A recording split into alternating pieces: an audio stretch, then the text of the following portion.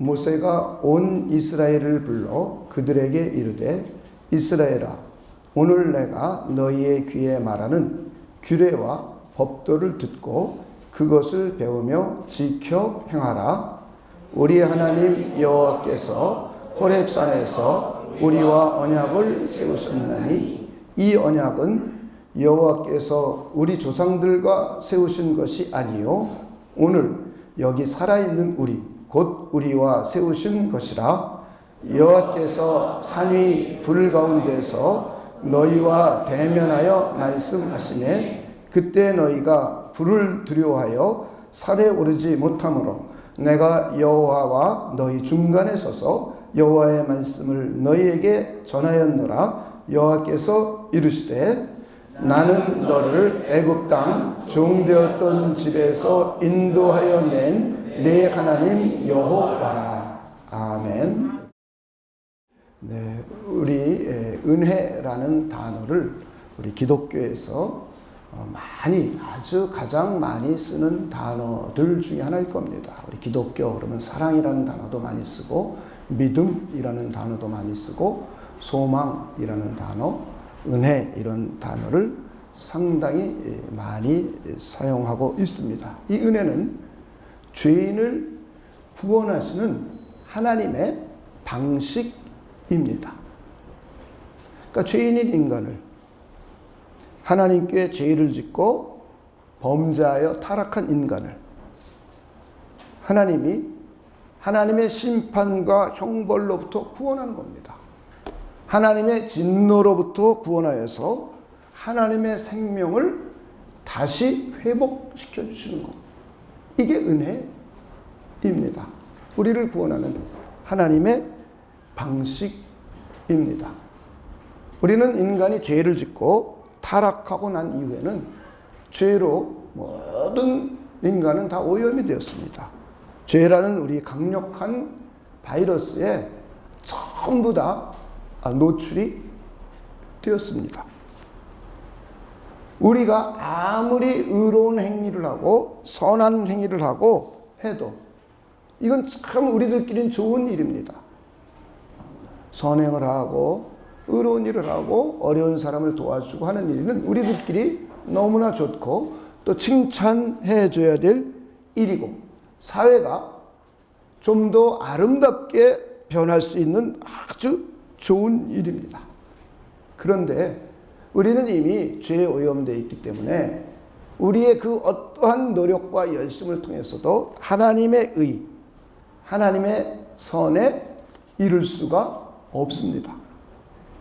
우리의 윤리도덕을 아무리 강화시키고 우리가 윤리교육을 시키고 도덕교육을 시키고 아무리 그래도 우리는 이미 죄에 노출되어 있기 때문에 하나님의 선, 하나님의 의, 하나님의 거룩에 단 한 사람도 도달하지를 못합니다.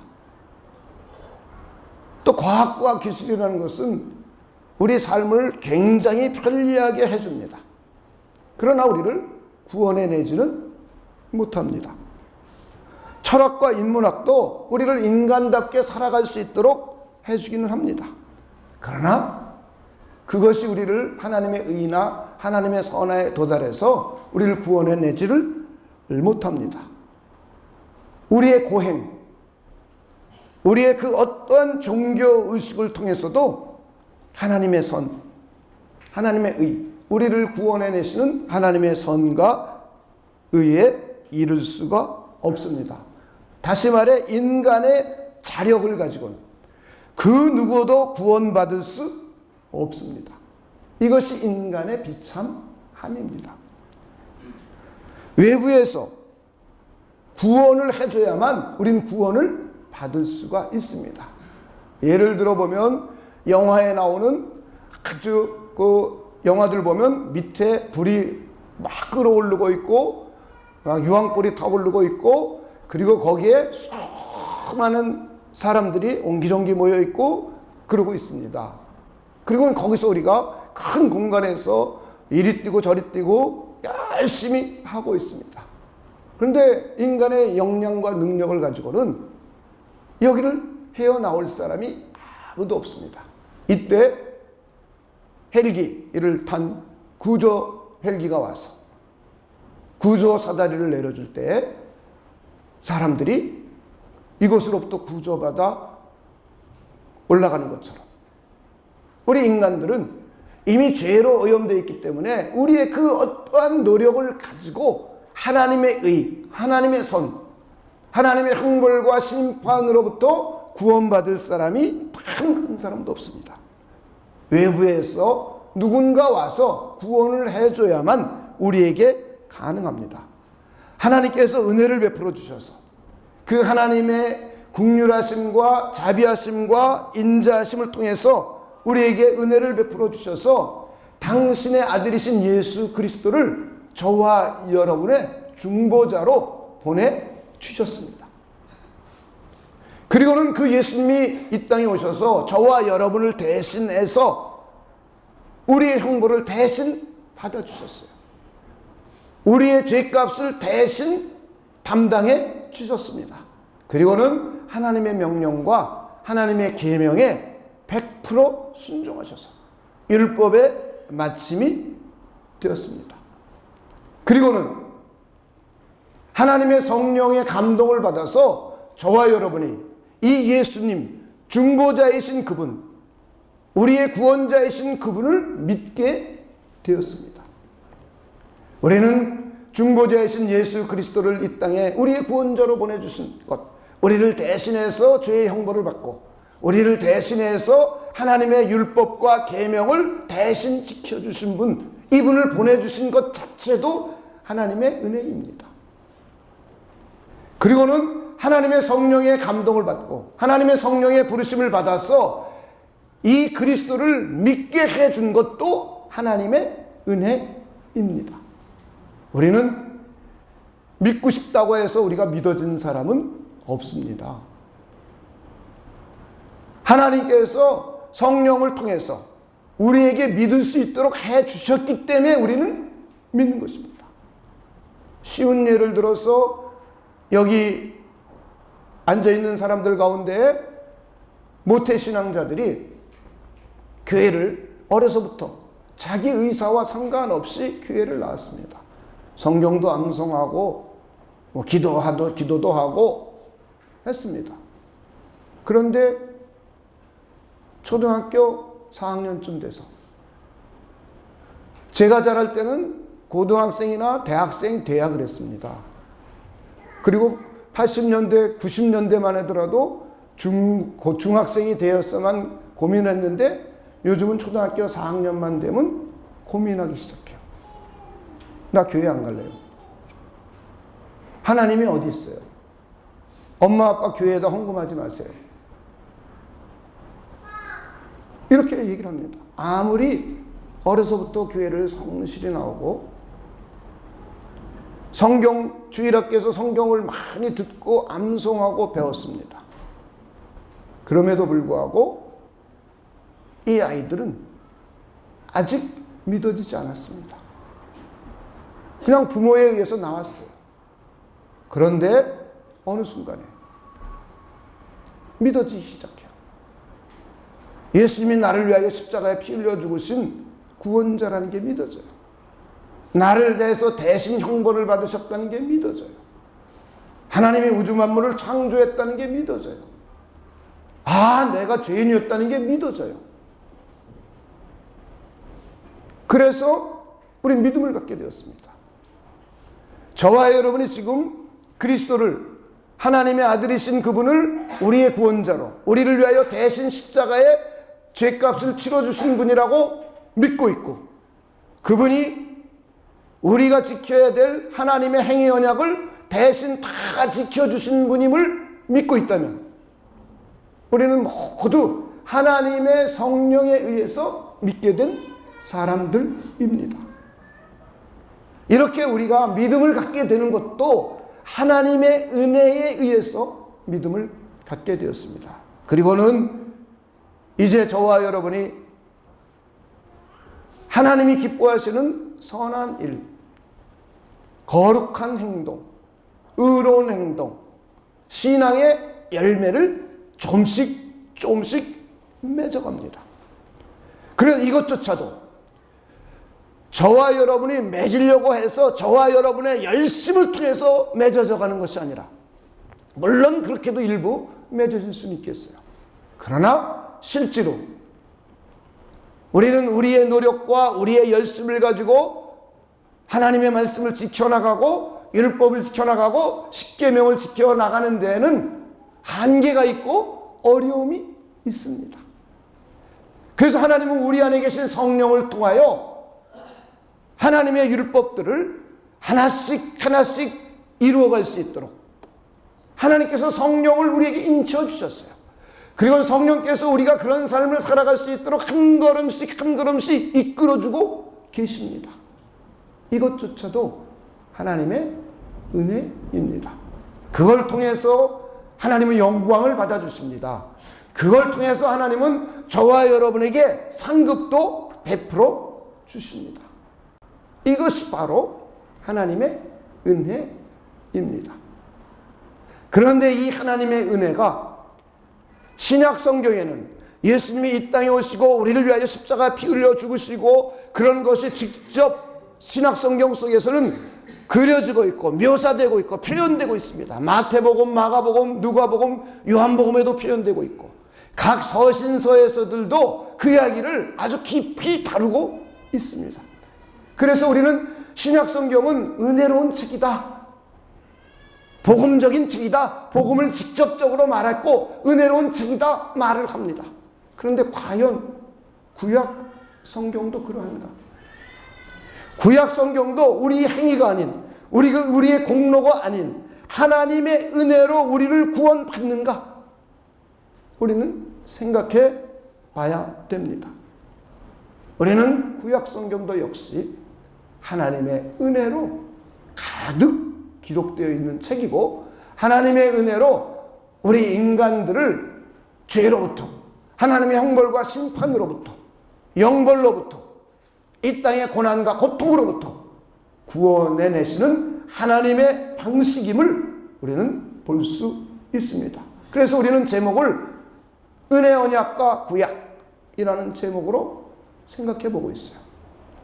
지난주에는 하나님과 아브라함과 맺으신 언약이 은혜 은혜였음을 우리는 생각해 보았습니다.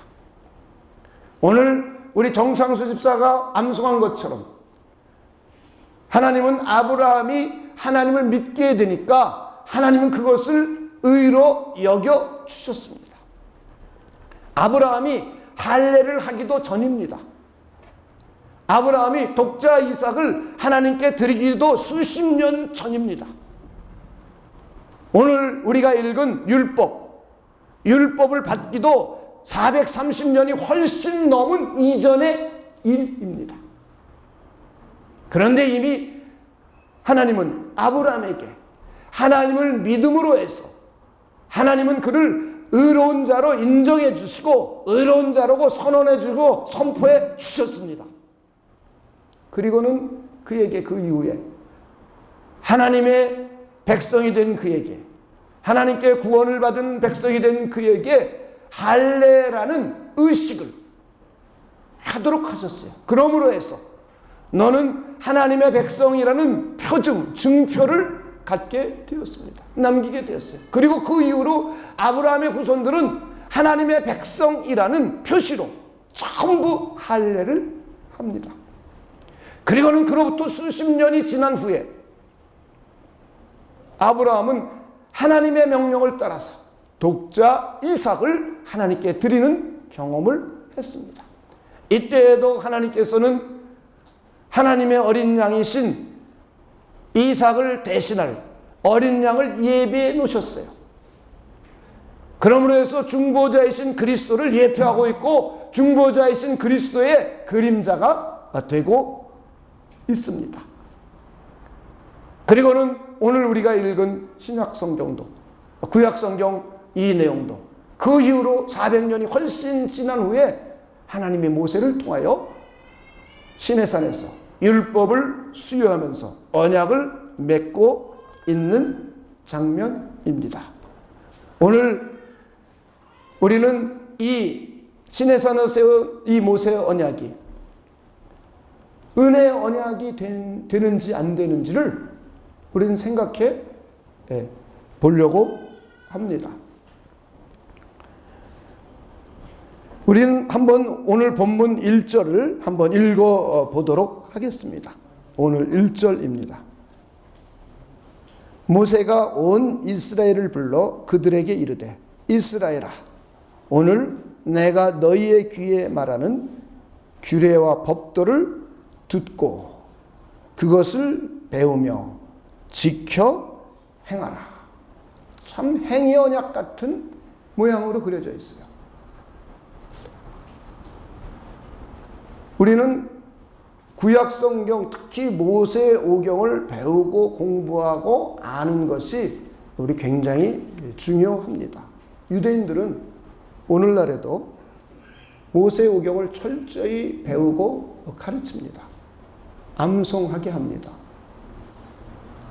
그래서 우리 한국도 교회에서, 아니 교회가 아닌 곳에서도 유대인들처럼 교육을 시키려는 열정과 열망이 대단합니다. 교회에서만 그러는 것이 아니죠. 교회 아닌 바깥에서도 우리 한국 엄마 아빠들이 자녀에 대한 교육에 대한 열정은 대단해가지고 여기에 대한 궁금증을 많이 갖고 있고 이것을 많이 유대인 교육법을 배워서 우리 자녀 교육에 받아들이려고 굉장히 노력하고 있습니다. 기독교에서는 쉐마 학당, 쉐마 교육 해가지고는 이 율법을 아주 모세오경을 특별히 암송하고 배우고 가르치는 것을 열심히 하고 있습니다. 우리 교회도 역시 아이들에게 구약 성경을 많이 읽게도 하고 암송도 시킵니다. 아주 중요한 일입니다. 그런데 우리는 생각해 봐야 될 것이 율법이라는 것이 신의 산 언약이라는 것이 오늘 보니까 배우고 듣고 지켜 행하라 라고 행위 언약의 모습으로 기록되어 있어요. 그래서 이 율법을 깊이 이해하지 못하면 상당히 왜곡된 신앙을 갖게 됩니다. 잘못된 신앙을 갖게 돼요. 과연 율법을 지키는 행위로 말미암아 우리가 구원을 받을 수 있는가? 이런 질문은 이미 예수님 당시의 유대인들은 그렇게 이해하고 있었어요.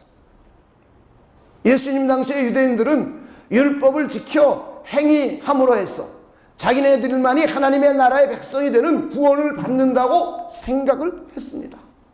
그리고는 교회가 조금 발전하면서 초대교회, 예수님이 십자가에 죽고 부활하고 승천한 후에 예수님의 12 제자들이 사역하던 그 당시에도 율법을 지켜서 구원을 받을 것이라는 그런 사상이 상당히 퍼져 있었습니다. 그래가지고는 이것이 최초의 종교 공회의, 사도행전 15장에 보면 예루살렘에서 회의를 할 정도로 대단한 문제가 되었습니다. 오늘날에도 구약 성경인 율법서들을 유대인식으로 이해한다거나 아니면 초대교회 당시에 율법주의자 이단들이 이해했던 방식으로 이해하는 경향이 상당히 많이 있습니다. 이것은 하나님께서 율법을 우리에게 주신 이유와 목적을 잘 이해하지 못하기 때문이에요. 이것을 잘 이해해야만 우리는 구약 성경을 보면서 즐겁고 기쁘고 감사하고 행복합니다. 그런데 많은 이들이 구약 성경을 보면 두렵고 불안하고 죄의식에 감싸고 죄책감에 눌려 살고 그러는 이유가 구약 성경을, 특별히 신의 산 언약을, 모세의 언약을 잘 이해하고 있지 못하기 때문입니다. 저는 여러분들이 이 내용을 잘 이해할 수 있는 분들이 되시길 주님의 이름으로 축원을 드립니다. 이것이 상당히 우리 신앙생활에 중요한 문제임에도 불구하고 이걸 제대로 이해하는 사람들이 별로 없는 게 우리 신앙생활의 큰 문제예요. 이것을 교회에서는 정말 잘 가르쳐야 됩니다. 그래야 율법주의적인 자기 공로주의난 자기 행위주의, 자기 열심주의로 빠져들질 않아요. 또 하나는 이것을 잘못 이해하면 방종주의, 방탕주의, 나는 구원받은 자이기 때문에 자유롭게 마음대로 살아도 된다 라고 하는 이상한 방임주의에 빠지게 됩니다. 그 이유는 이 시내산 언약, 모세의 언약을 잘 이해하고 있지 못하기 때문입니다. 저는 여러분들이 이 율법이 왜 하나님의 은혜의 언약이었는지를 여러분들에게 설명을 해 드리려고 합니다. 우리에게 상당히 중요한 문제이기 때문입니다. 우리는 오늘 우리가 시내산에서 율법을 수여받고 모세를 중보자로 해서 이스라엘 민족과 전능하신 하나님과의 언약을 맺고 있는 장면입니다. 이것을 모세가 다시 한번 언약을 맺고 난 이후에 약 40년이 지나서 이들이 가나안 땅에 들어가기 직전에 이스라엘 모든 민족을 모아놓고 다시 한번 상기시켜주고 있는 내용입니다. 이들은 언약을 맺은 시점은 이미 하나님께서 이스라엘 민족들을 애굽으로부터 구원해내서 구출을 해내서 그리고는 3개월이 지난 후에 하나님과 이스라엘 민족 간의 언약을 맺게 되었습니다. 우리는 요 다음 7절부터는 십계명의 내용입니다.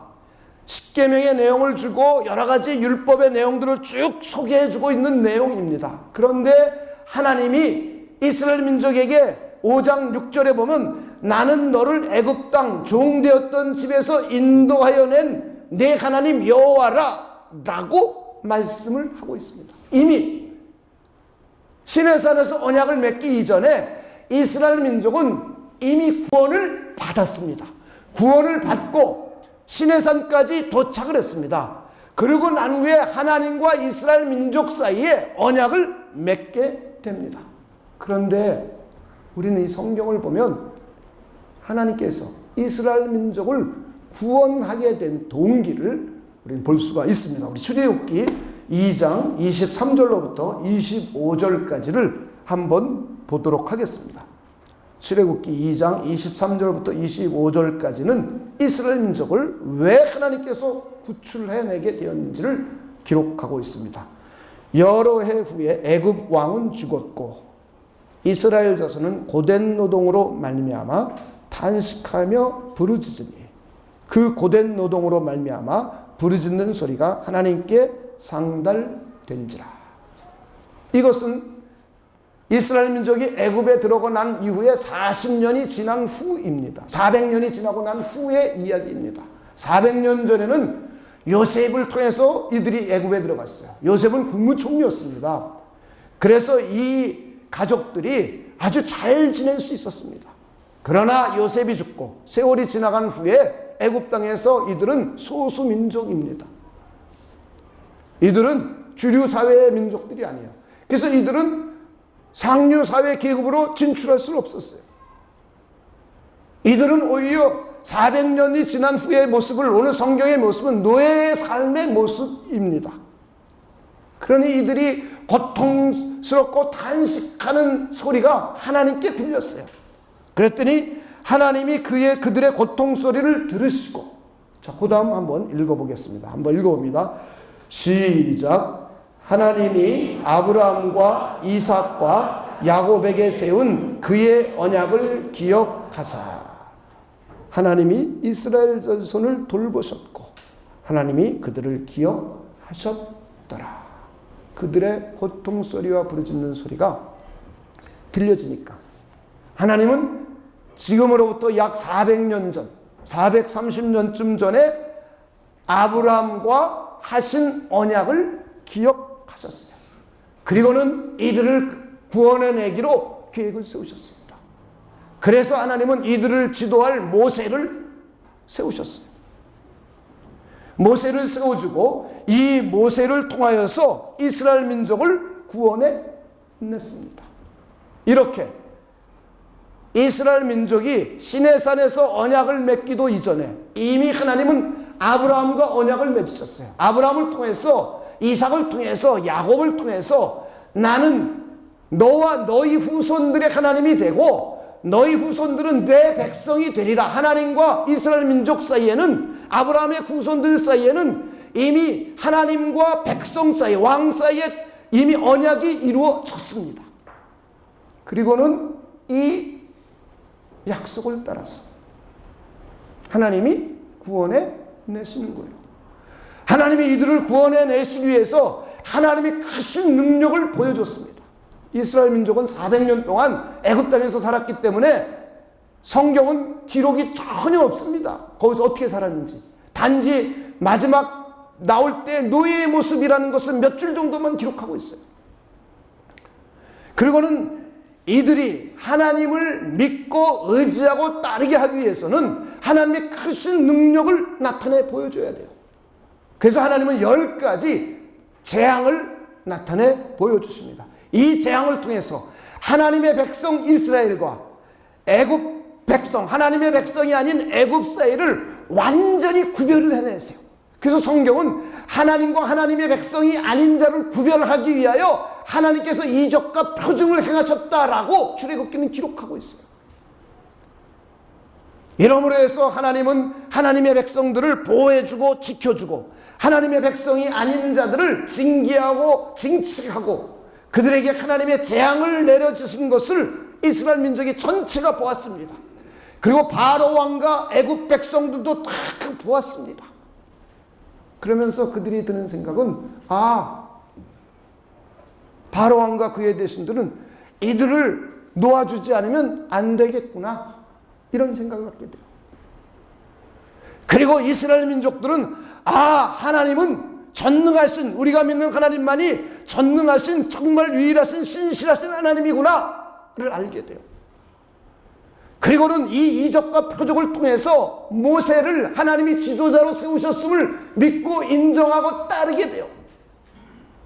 이렇게 하나님은 이런 10가지 큰 능력을 통해서 이스라엘 민족으로 하여금 하나님을 믿고 모세를 믿고 따르게 하였습니다. 그리고는 중요한 10번째 재앙입니다. 이 10번째 재앙은 애굽의 모든 장자를 다 죽였어요. 그리고 유월절 제사, 양을 잡아서 문설주에 피를 바르고 양을 잡아먹고 쓴 나물을 먹고 있는 이스라엘 민족에게는 재앙의 사자가 지나갈 때, 하나님이 심판을 내리고 형벌을 내릴 때에 피가 발려져 있는 집은 다 넘어갔습니다. 우린 여기서 예수님의 그림자이신 대속제물이시여 우리의 속죄죄를 위하여 오실 예수 그리스도를 우리는 생각해 볼 수 있습니다. 중보자의 그림자입니다. 이러므로 해서 이스라엘 민족은 이날부터 이때부터 달력이 바뀝니다. 하나님이 달력을 바꾸라고 했어요. 너희들은 구원받은 내 백성이라는 거예요. 너희들 달력을 바꿔라. 그리고는 이스라엘 민족 최초의 절기, 의식을 그들에게 줍니다. 유월절 제사를 그들에게 줍니다. 자, 한번 우리 출애굽기 12장을 잠깐 한번 보도록 하겠습니다.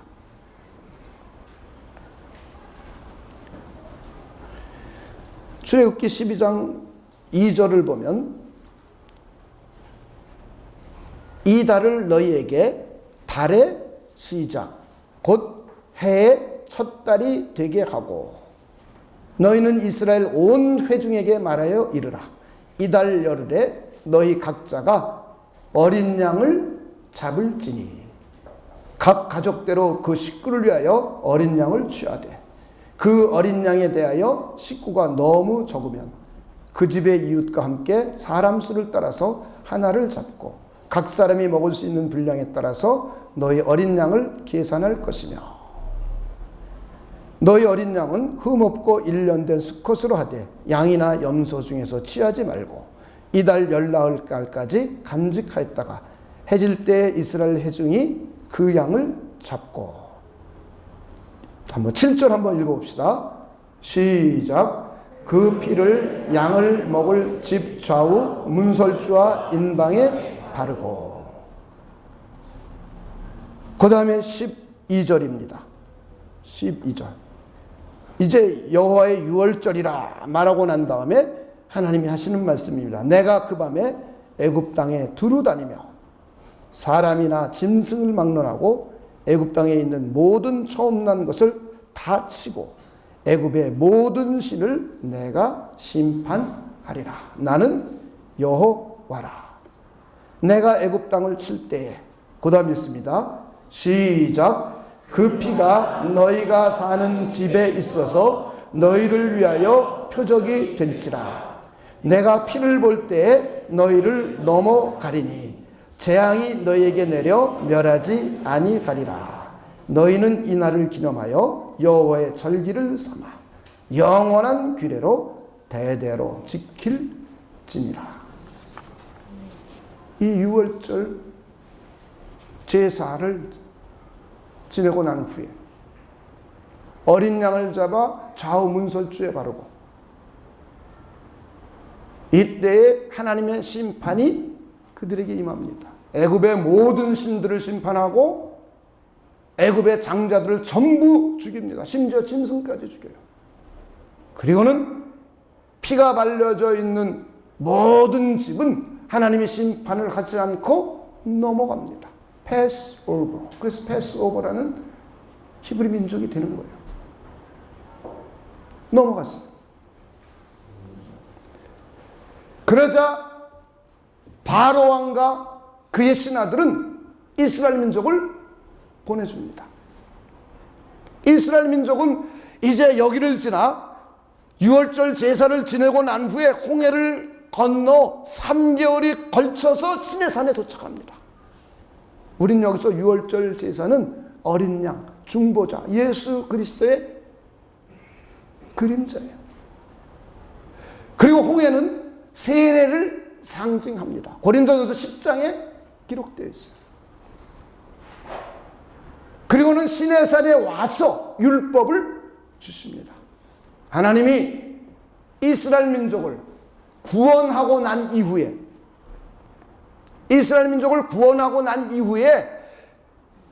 시내산에 와서 율법을 수여해 주고 있습니다. 이스라엘 민족이 애굽으로부터 구속하고 난 후에 시내산에서 율법을 준 겁니다. 애굽에서 구원하고 나서 율법을 준 것이지 이들이 율법을 지킴으로 해서 그들을 구원해 준 것이 아니에요. 우리 이걸 잘 이해해야 돼요. 하나님이 아브라함에게 하나님을 믿으니까 하나님께서 아브라함을 이제 너는 의로운 자라고 선언해 주고 그러고 난 후에 의인이 되고 난 그들에게 하나님의 백성이 되고 난 그들에게 구원을 받고 난 그에게 이제 할례라는 의식을 줬습니다. 그리고는 그 이후에 하나님의 명령에 순종하는 아브라함이 되었어요.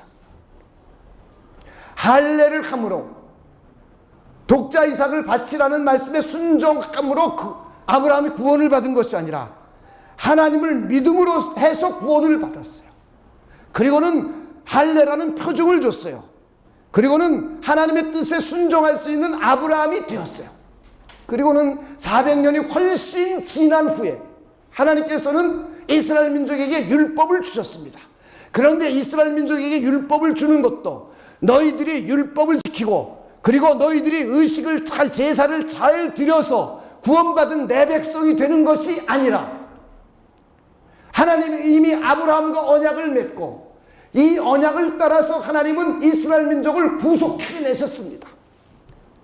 대신 어린 양을 문설주에 잡아 문설주에 피를 바르게 하는 유월절 제사를 드리게 했어요. 우리의 중보자이신 예수 그리스도를 예표하는 그림자였었어요. 그리고 이들은 속죄 제물이신 어린 양을 생각하며 사모하는 사람들이 됩니다. 그러고 난 후에 홍해를 건너서 이들이 할례를 세례를 하고 오늘날로 말하면 그리고는 시내산에 와서 이제 너희들은 내 백성이 되었으니 이제 너희들 내 계명을 내 법을 따르라. 과거에 애굽에 살았을 때는 애굽법을 따라야 되지만 이제는 내 백성이 되었으니 하나님의 법을 따르라고 율법을 줍니다. 우리는 이 문제를 좀 더 자세히는 다음 시간에 다음 주에 한번 해보도록 하겠습니다. 오늘 이걸 자세히 다루면은 여러분이 좀 어려운 문제에 봉착될 것 같아요. 자, 우리는 출애굽기를 다시 한번 생각해 보도록 하겠습니다. 출애굽기를 생각을 해보면 우리 출애굽기는 구속의 책이라고 합니다. 구속의 책. 그런데 출애굽기는 40장으로 기록이 되어 있습니다. 근데 1장서부터 18장까지는 이스라엘 민족을 구속해내는 이야기예요. 왜 구속이라는 말을 쓰냐면 구원이라는 말을 써도 되는데 구속이라는 말을 쓰는 이유는 우리 그리스도에서는 기독교에서는 구속이라는 말을 쓰는 이유가 있어요. 속량 구속이라는 말을 쓰는 것은 구원 그러면 그냥 이렇게 구원해내는 것인데 구속이라는 말은 누군가가 대신 값을 지불하고 자유인으로 만드는 것을 구속이라고 해요. 누군가가 값을 대신 지불했다는 의미예요.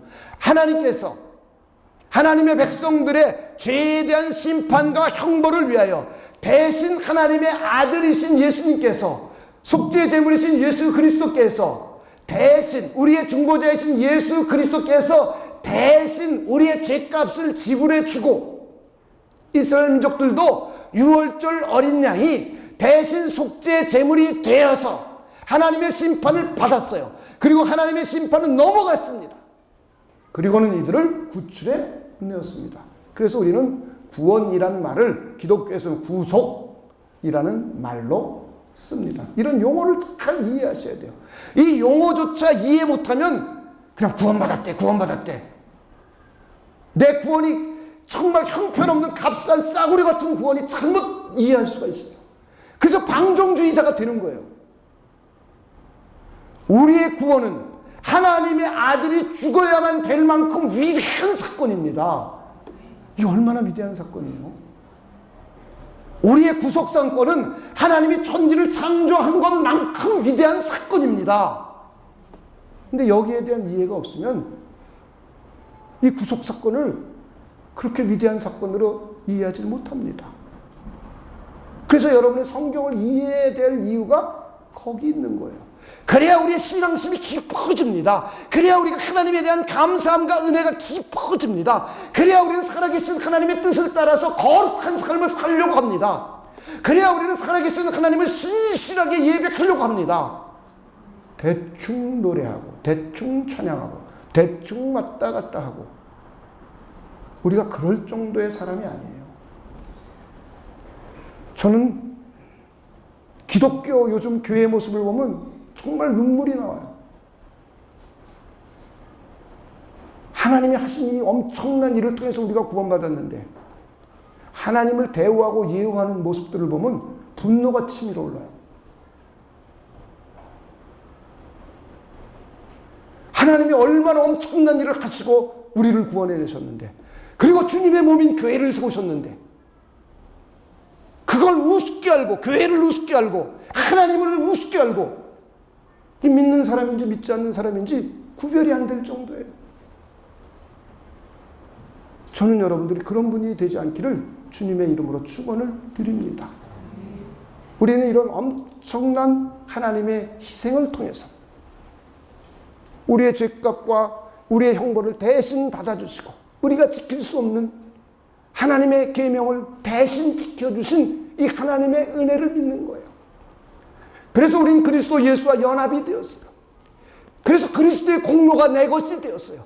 그리스도 의가 내 것이 되었어요. 그리스도 예수와 우리는 형제가 되었어요. 그는 맏형이 되었어요. 그리스도 예수 한 몸이 되었어요. 이것이 교회예요. 교회가 얼마나 위대한 건데요. 근데 교회를 잘못 이해하면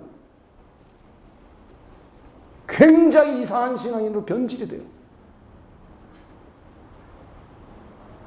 이렇게 출애굽기 1장서부터 18장까지는 구속 유월절 제사를 통하여 그리고 홍해를 통하여 이들을 구속해내셨어요.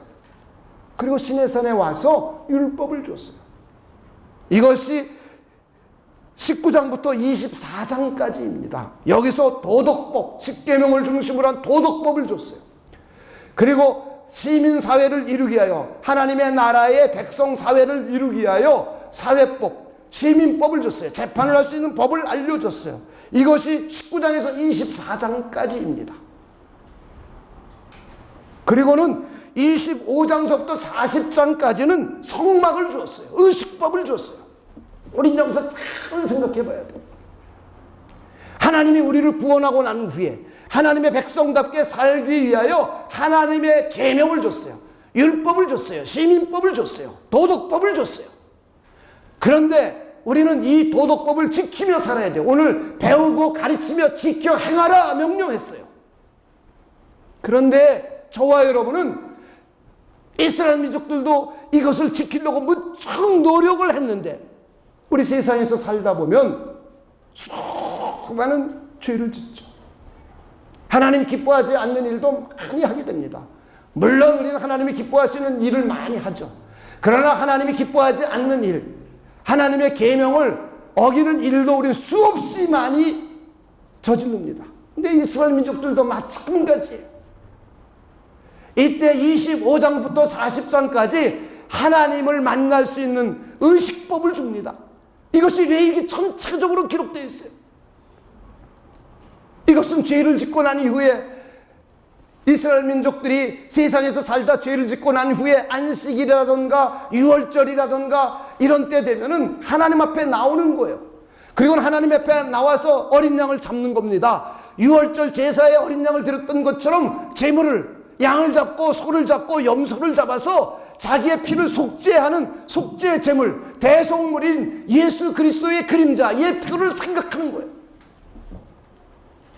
그러면서 우리의 중보자이신 예수 그리스도, 구체적으로 이스라엘 민족들은 그분이 예수 그리스도라는 걸 몰랐지만 그들을 대신 속죄할 속죄 제물, 중보자를 생각했어요. 메시아를 생각하며 그들은 하나님 앞에 나왔습니다. 그러면은 이 피가 우리의 모든 죄를 다 사해줬어요. 그리고는 성막 안으로 들어가서 하나님과의 만남이 이루어집니다. 하나님과의 교통이 이루어집니다. 하나님과의 교제가 이루어집니다. 이때 하나님께 영광 돌려드리며 하나님을 찬양하며 하나님과 온전한 만남이 이루어집니다. 할렐루야. 이게 은혜예요. 이게 율법이에요.